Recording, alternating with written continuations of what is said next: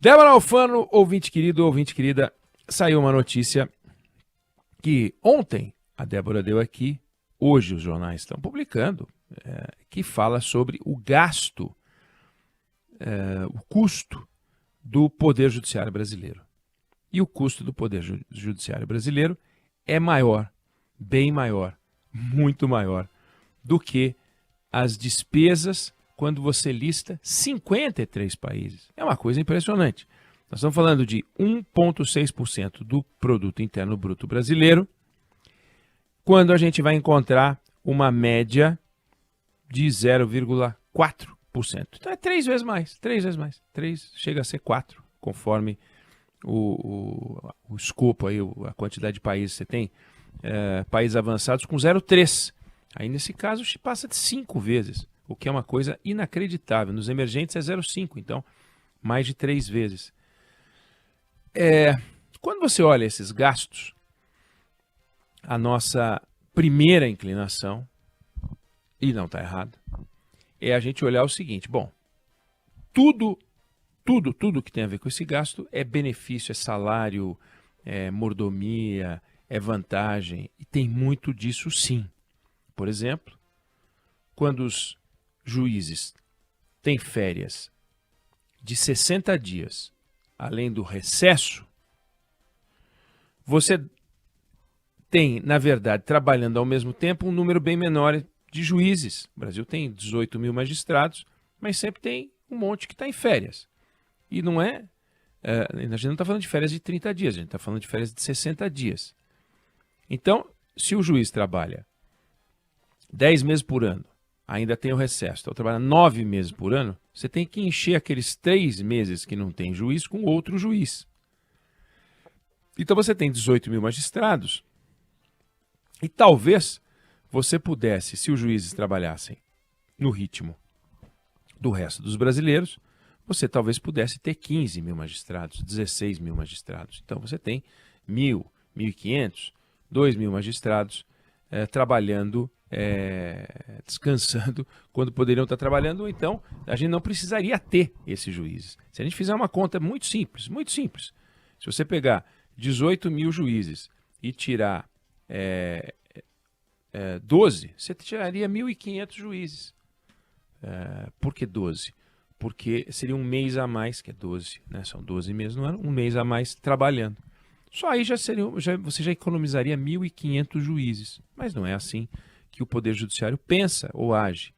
Além disso, você tem outros benefícios para funcionários, você tem afastamento de até 3 meses para capacitação, você tem licenças e mais licenças, você tem coisas que diminuem a produtividade, a capacidade de produzir, ainda que sejam muito produtivos enquanto estejam trabalhando, diminui a capacidade de produzir, e outros que aumentam os ganhos. Então você tem aquelas notícias que a Débora já deu aqui várias vezes, a gente já discutiu aqui em várias ocasiões, quando um juiz pega uma série de benefícios e recebe num contra-cheque 500 mil, 600 mil, 1 milhão de reais. Quantos e quantos integrantes do Poder Judiciário recebem uma média superior a 100 mil reais por mês, passando o teto constitucional? Então, sim, tem uma distorção, sim, a gente teria que enfrentar isso, sim. O próprio sistema de justiça deveria olhar para isso e falar: nós não estamos sendo justos, né? Só que cadê o Conselho Nacional de Justiça para ser o Conselho Nacional de Justiça junto ao Poder Judiciário, representando a sociedade? Não, mas é uma visão corporativa, corporativista, né? De benefícios e mais benefícios e mais benefícios. Por exemplo, numa discussão do tempo em que o atual ministro da Justiça, Ricardo Lewandowski, era o presidente do Supremo Tribunal Federal e do Conselho Nacional de Justiça, o assunto palestra, que aumenta os vencimentos dos juízes, sem aumentar o custo do Poder Judiciário, mas aumenta o vencimento dos juízes, foi tratado no CNJ. E quando foi tratado no CNJ, se discutiu a possibilidade de divulgar quanto que os juízes ganhavam a mais com palestra. E a posição do CNJ, inclusive do Ricardo Lewandowski, foi de não deixar divulgar, dizendo que isso era um assunto privado. Ora, se é um assunto privado, a gente saber quanto os nossos magistrados, os nossos integrantes dos tribunais superiores ganham a mais, para saber aonde é que está o foco deles. Vamos imaginar que um juiz faça 4 palestras por mês a 40 mil, são 160 mil reais por mês que eles ganham, muito mais do que o salário deles. E eu estou falando de palestra de 40 mil porque paga-se, sim, 40 mil por uma palestra de um magistrado. Não é um número fora da realidade, é um número alto, mas não é fora da realidade dos magistrados. Aí você teria, se fizer uma palestra por semana, talvez não faça, talvez faça, você está falando de 160 mil reais. Onde é que está o foco de interesse desse? E a gente queria saber e a gente não soube, não pode saber oficialmente. Então, há uma visão corporativista. Não vamos ser transparentes na nossa relação. Então, muito dos benefícios, muito desse custo que está aqui, muito dessa realidade em que o juiz brasileiro, né, o Poder Judiciário brasileiro, gasta 1,6% do PIB, 5 vezes mais chega a ser do que a média dos outros países, vem daí, daquilo que os juízes embolsam, daquilo que os servidores embolsam. Mas não é só isso, e aí eu queria ponderar para que a gente não fique só com esse aspecto, que é importante, muito importante, muito importante. Mas a gente tem no Brasil, e isso é algo que a gente deveria olhar com cuidado, que pagar a conta das opções que a gente faz, independente disso que eu acabei de falar. Então, a gente criou uma Constituição em 1988 que é muito detalhista, exige uma série de posicionamentos do poder legislativo que não se posiciona, que fica enrolando, e muitas dessas coisas vão parar no Poder Judiciário. Judicialização. Judicialização. Fora a produção legal, né, legislativa, que envolve leis pouco claras, turvas, que geram compreensões diversas, e muitas vezes um juiz num canto decide uma coisa, um juiz no outro canto decide outra coisa, não se pacifica uma determinada decisão, um determinado posicionamento, isso vai subindo e os juízes vão tendo que decidir. O último dado do relatório Justiça em Números mostrou que o Brasil tinha tramitando 84 milhões de processos simultâneos, 31 milhões de novos processos num ano. Isso é uma barbaridade.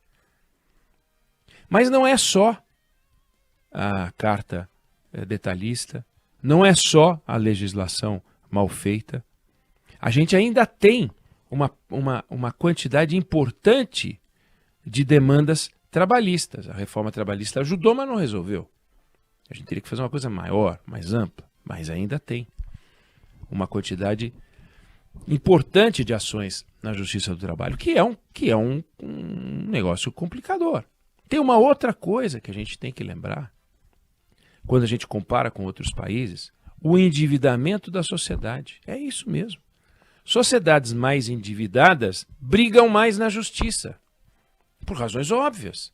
São processadas, processam, reclamam dos valores, briga com o cartão de crédito, briga com a empresa aérea, briga com a empresa do plano de saúde, briga com a escola. E isso vira demanda na justiça.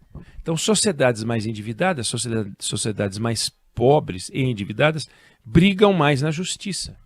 Isso está comprovado. E o Brasil está nessa categoria. Mas tem mais do que isso.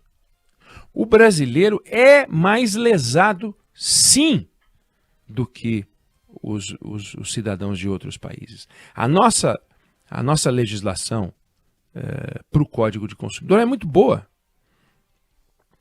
Mas é um problema para a gente conseguir receber os direitos ou então ver os direitos sendo respeitados no ato de uma troca comercial, de uma troca qualquer.